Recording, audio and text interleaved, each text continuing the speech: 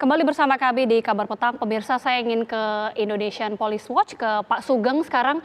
Pak, mungkin masih banyak masyarakat yang belum mengetahui terkait dengan uji balistik ini sebenarnya fungsinya untuk apa dan untuk mengetahui apa dan bagaimana kemudian mekanismenya Pak atau teknisnya. Mbak Agita, saya bukan ahli dalam hal soal forensik kepolisian ya. Jadi saya tidak bisa menjawab pertanyaan itu karena saya bukan ahlinya. Tetapi yang mau kami sampaikan adalah bahwa sejak awal Indonesia Police Watch yang meminta dilakukan otopsi ulang ya. Karena ini menjadi penting otopsi ulang untuk membuka informasi di tangan dokter forensik apa yang terjadi yang dialami oleh korban ya terhadap dirinya sebelum ia mati ya. Jadi itu penting. Nah, ini otopsi ulangnya sudah dilakukan, akuntabilitasnya terjaga karena dilakukan oleh beberapa ahli forensik dan kita tinggal menunggu hasilnya. Karena hasil otopsi ulang ini sangat penting untuk menjadi salah satu bahan rekonstruksi ya, rekonstruksi peristiwa. Kalau dulu kan menjadi masalah kata IPW menyoroti itu bahwa diduga tidak ada olah TKP yang sesuai dengan prosedur, ya. Kemudian juga otopsinya dipertanyakan. Sekarang sudah ada otopsi, jadi kita melihat ini baik gitu. Kalau soal balistik, wah saya tidak paham tuh Mbak Agita ya, harus saya sampaikan. Oke, mungkin kita kembali ke Pak Martin. Pak, uji balistik ini akan diadakan minggu depan, kemudian bagaimana dari pihak keluarga ataupun pihak kuasa hukum ya, harapan ini seperti apa melalui hasil uji balistik nanti? Ya, tentunya harapannya ya menyambut baik ya Bu Agita, karena semakin cepat kasus ini diteliti mengenai persesuaian antara keterangan dari yang sudah mengaku menembak, lalu TKP-nya, lalu jenazahnya, ini kan semua nanti akan mendapatkan persesuaian. Jadi nanti terlihat ada tidak kebohongan di sini. Apakah memang sesuai dengan versi yang mendalilkan itu bahwa terjadi tembak menembak, atau faktanya itu memang sebenarnya bukan tembak menembak, melainkan ditembaki. Nah inilah cara yang paling baik ya untuk menentukan secara saintifik. Disesuaikan jenazahnya. Sekarang kami sudah mendapatkan permintaan kami untuk dilakukan otopsi ulang. Tentunya hasilnya ini pasti baik. Harusnya lebih baik daripada hasil yang pertama. Oke, tentunya kita semua mengawal, tapi berdasarkan informasi terakhir Pak, tadi kan sudah disebutkan fakta-fakta terkait dengan kondisi ataupun otopsi yang sudah dilakukan. Tapi apakah ada informasi juga Pak berkaitan dengan senjata ataupun proyektil peluru juga? Ya, tadi kan saya sebutkan bahwa ada pecahan kurang lebih 5 ton 6 ya di dalam itu kan kalau untuk proyektil. Lalu ada luka-luka yang lain ya, yang mungkin kalau saya jelaskan terlalu panjang. Ada berapa peluru Pak?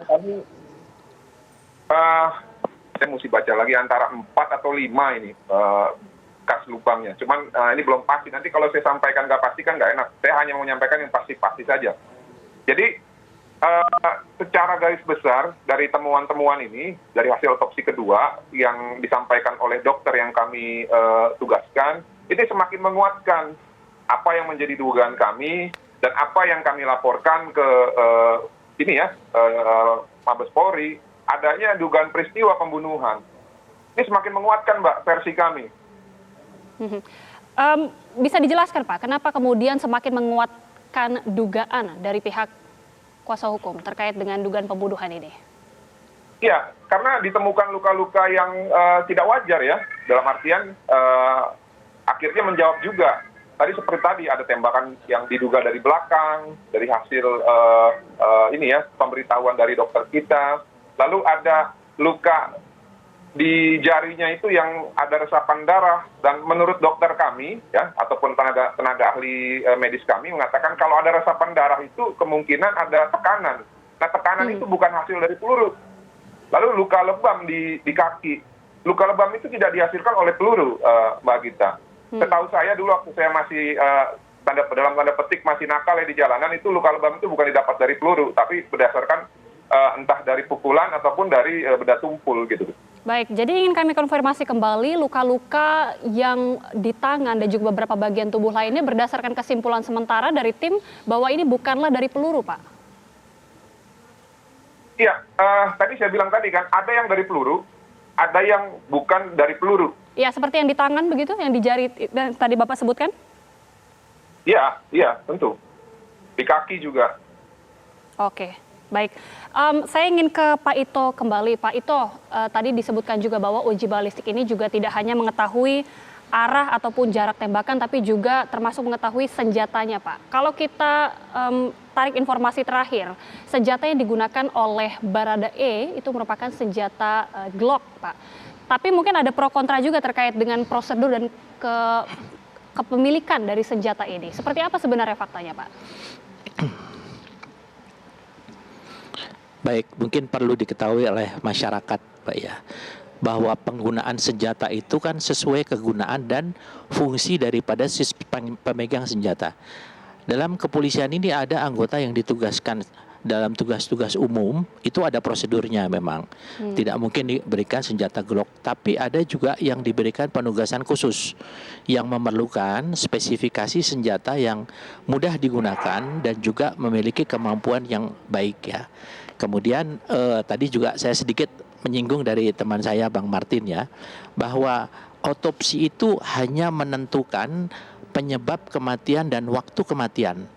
Tapi motifnya nanti akan disatukan dengan uji balistik atau balistik forensik, kemudian juga dari keterangan-keterangan saksi dan alat-alat bukti yang seperti rekaman CCTV dan HP nanti akan dibuat rangkaian ini.